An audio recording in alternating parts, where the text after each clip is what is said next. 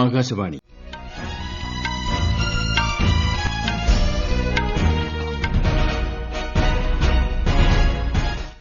നമസ്കാരം.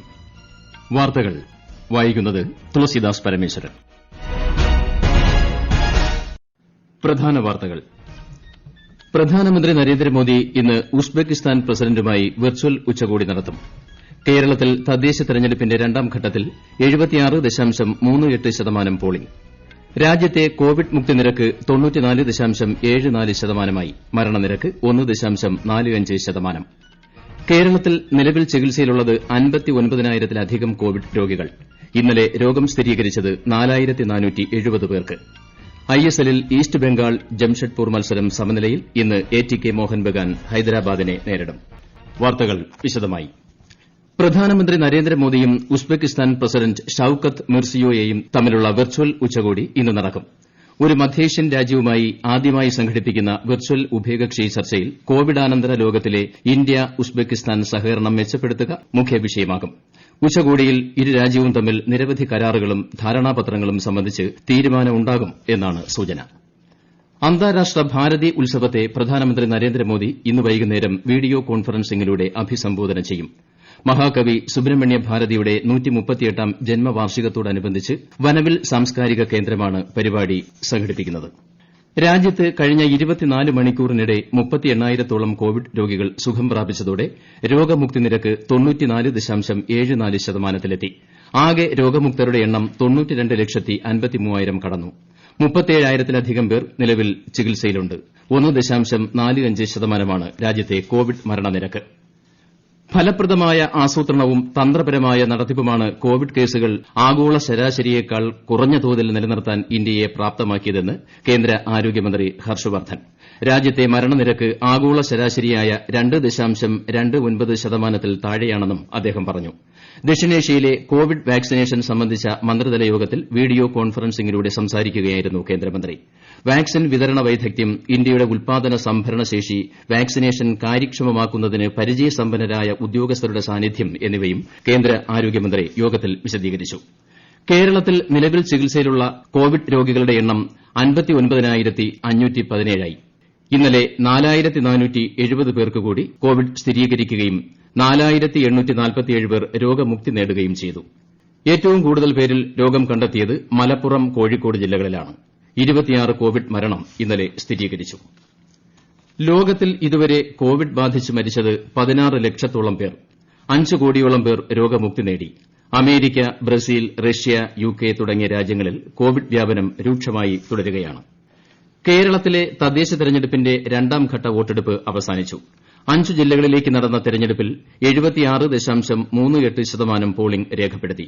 കോട്ടയത്ത് 73.91%, എറണാകുളത്ത് 77.13%, തൃശൂരിൽ 75.03%, പാലക്കാട് 77.97%, വയനാട്ടിൽ 79.46% പോളിംഗ് രേഖപ്പെടുത്തി.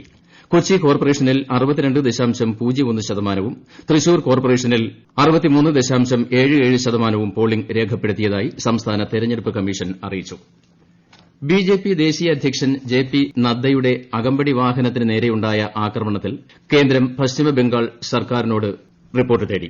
സുരക്ഷാ വീഴ്ച ചൂണ്ടിക്കാട്ടി ബിജെപി സംസ്ഥാന അധ്യക്ഷൻ ദിലീപ് ഘോഷ് കേന്ദ്ര ആഭ്യന്തരമന്ത്രിക്ക് അയച്ച കത്തിനെ തുടർന്നാണ് നടപടി. ശ്രീ JP നദ്ദ ഉൾപ്പെടെ ബിജെപി നേതാക്കളായ മുകുൾ റോയ്, ദിലീപ് ഘോഷ്, കൈലാഷ് വിജയ് വർഗിയ എന്നിവർ സഞ്ചരിച്ച വാഹനങ്ങൾക്ക് നേരെയാണ് ഇന്നലെ പശ്ചിമബംഗാളിൽ വച്ച് ആക്രമണം ഉണ്ടായത്. ഈ വാർത്തകൾ ആകാശവാണിയിൽ നിന്ന്. കൊറോണ ആശങ്കയല്ല, ജാഗ്രതയാണ് വേണ്ടത്.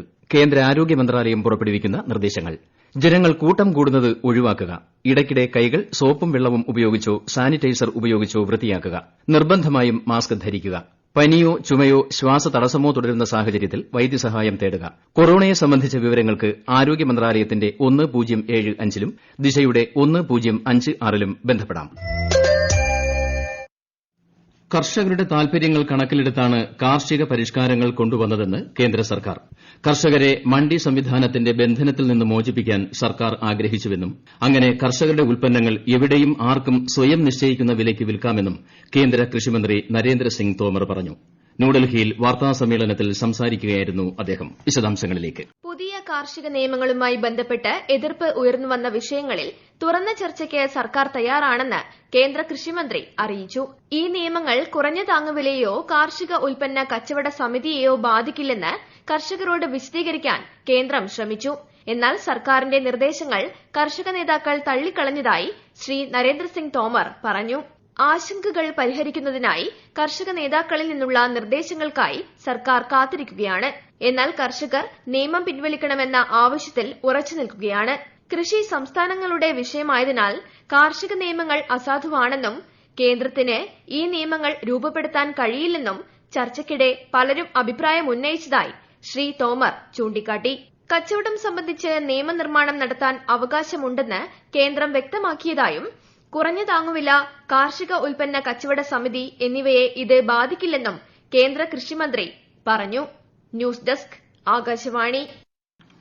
രാജ്യത്ത് 2020-21 ഖാരിഫ് കാലയളവിലെ നെല്ല് സംഭരണം പുരോഗമിക്കുന്നു. ഈ മാസം 9 വരെയുള്ള കണക്കനുസരിച്ച് 362.31 ലക്ഷം മെട്രിക് ടൺ നെല്ല് സംഭരിച്ചിട്ടുണ്ട്. കഴിഞ്ഞ വർഷത്തെ അപേക്ഷിച്ച് 21.25% അധികം നെല്ല് ഈ വർഷം സംഭരിക്കാൻ കഴിഞ്ഞതായി കേന്ദ്ര സർക്കാർ അറിയിച്ചു. മൊത്തം സംഭരണത്തിന്റെ 55.96% പഞ്ചാബിൽ നിന്നാണ്. രാജ്യത്തിന്റെ ജനാധിപത്യ മൂല്യങ്ങൾ ഊട്ടിയുറപ്പിക്കാനുള്ള വേദിയാകും പുതിയ പാർലമെന്റ് മന്ദിരമെന്ന് ഉപരാഷ്ട്രപതി എം വെങ്കയ്യനായിഡു. പൌരാണിക പാരമ്പര്യങ്ങളുടെ പ്രതീകമായിരിക്കും പുതിയ പാർലമെന്റ് മന്ദിരം. പാർലമെന്റ് മന്ദിരത്തിന് തറക്കല്ലിട്ടതിൽ അതിയായ സന്തോഷമുണ്ടെന്നും അദ്ദേഹം ട്വിറ്ററിൽ കുറിച്ചു. സ്വയം പര്യാപ്തമായ ഇന്ത്യയ്ക്ക് പുതിയ പാർലമെന്റ് മന്ദിരം സാക്ഷ്യം വഹിക്കുമെന്ന് പ്രധാനമന്ത്രി നരേന്ദ്രമോദി. ജനാധിപത്യ ഇന്ത്യയുടെ ചരിത്രത്തിലെ നിർണായക മുഹൂർത്തമാണിതെന്നും അദ്ദേഹം അഭിപ്രായപ്പെട്ടു. പുതിയ പാർലമെന്റ് മന്ദിരത്തിന് തറക്കല്ലിട്ട് സംസാരിക്കുകയായിരുന്നു അദ്ദേഹം. നിരവധി നൂതന സംവിധാനങ്ങളോടുകൂടിയ പുതിയ മന്ദിരം പാർലമെന്റിന്റെ പ്രവർത്തനങ്ങളെ കൂടുതൽ കാര്യക്ഷമമാക്കുമെന്നും പ്രധാനമന്ത്രി പറഞ്ഞു.